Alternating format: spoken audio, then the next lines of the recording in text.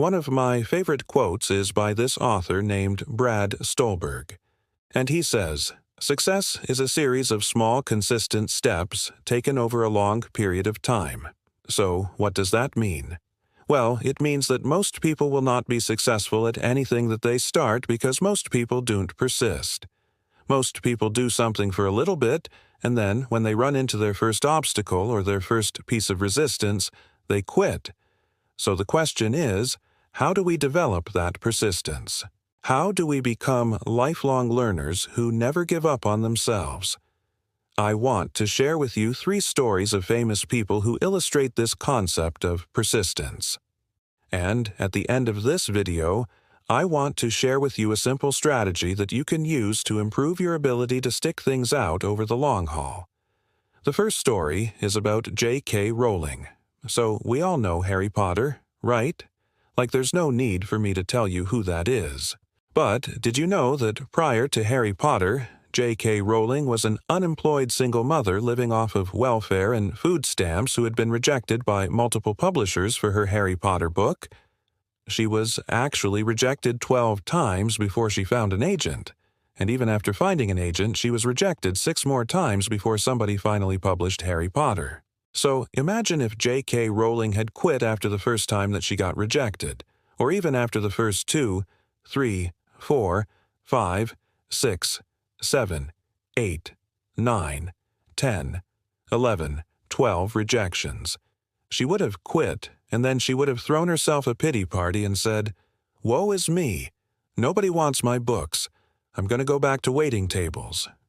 Instead, she persisted. And so the lesson that I want you to take from her is this: your time will come if you do not quit. Second story is about Thomas Edison. So we all know Thomas Edison, right?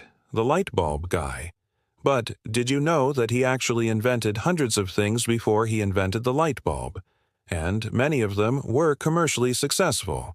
In fact, his invention of the phonograph made him a millionaire at age 30.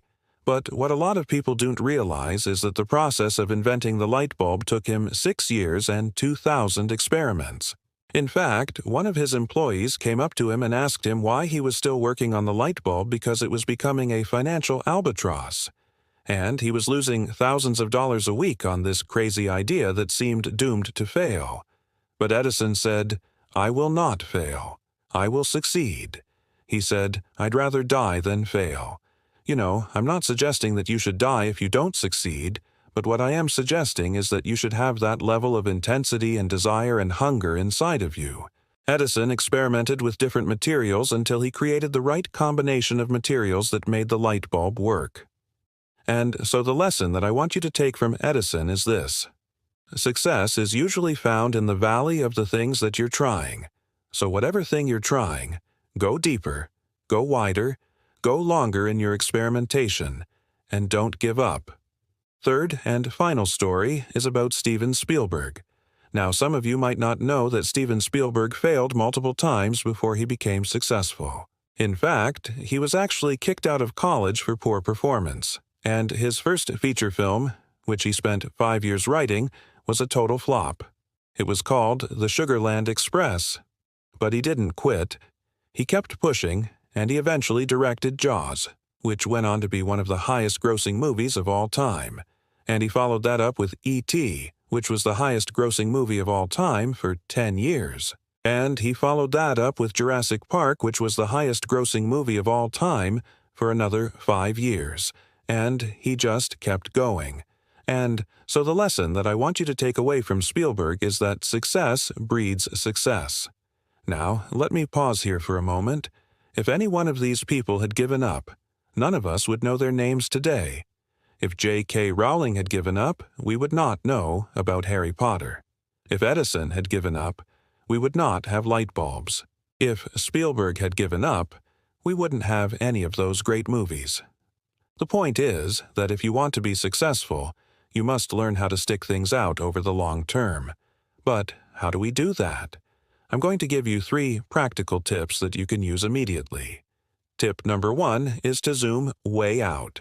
So zooming way out involves creating a big, hairy, audacious goal. Something that's very ambitious that scares the hell out of you. We're all capable of doing amazing things, but most of us shrink from setting goals that are too big because we think that they're unattainable. So I want you to close your eyes for a moment and visualize yourself accomplishing something really big. Maybe it's starting a business that makes $1 million a year, or getting in shape, or reading 100 books, or building meaningful relationships with 100 new people, or traveling to 50 countries. I want you to visualize yourself accomplishing something that really excites you. And then I want you to set that as your North Star goal, something that you can see in the distance. And then I want you to break that down into smaller goals that you can accomplish over the next year, and the next year, and the next year, and the next year. So zooming way out involves setting a big, lofty goal that gives you direction and meaning, and then breaking that down into smaller, achievable steps. The second tip is to zoom way in. So while it's important to have that big goal that you're zoomed way out on, it's also important to zoom way in and focus on the details. Too many people get lost in the weeds. They don't zoom out far enough to see the bigger picture, but they also don't zoom in far enough to see the immediate next steps that they need to take. So if you're working on a big project, I want you to zoom in like a scientist and ask yourself questions like, what are the inputs and outputs? What are the variables? What could go wrong? And how will I fix it? When you zoom in, you're able to see the next step that you need to take. You're able to eliminate the ambiguity of the unknown and turn it into something that is known and knowable. And then you can move on to the next step. So the trick is to zoom in just enough to give yourself clarity on the next step, and then zoom out so that you remember why this thing matters in the first place. The third tip is to pace yourself. So it's important that you pace yourself. You don't want to burn out. You don't want to crash and burn. So find activities that replenish you. For me, it's taking long walks in nature with my wife and working out. Find activities that replenish you and do them regularly. I also recommend that you have an accountability partner or group. I have an accountability group. It's a small group of friends who I meet with once a month, and we review our goals, and we give each other advice, and we help keep each other honest. So having an accountability partner or group can be incredibly helpful in keeping you moving forward. Finally, make sure that you celebrate your wins along the way. It's important that you celebrate both the big wins and the small wins. I celebrate my big wins by taking my family out to dinner. And I celebrate my small wins by reflecting on them in my journal. So those are the 3 tips that I have for you.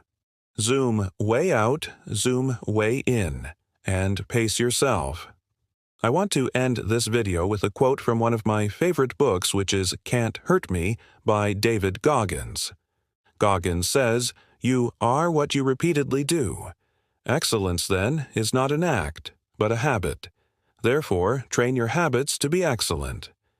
And that's exactly what I hope you do. Train your habits to be excellent. Don't quit. Success is a series of small, consistent steps taken over a long period of time.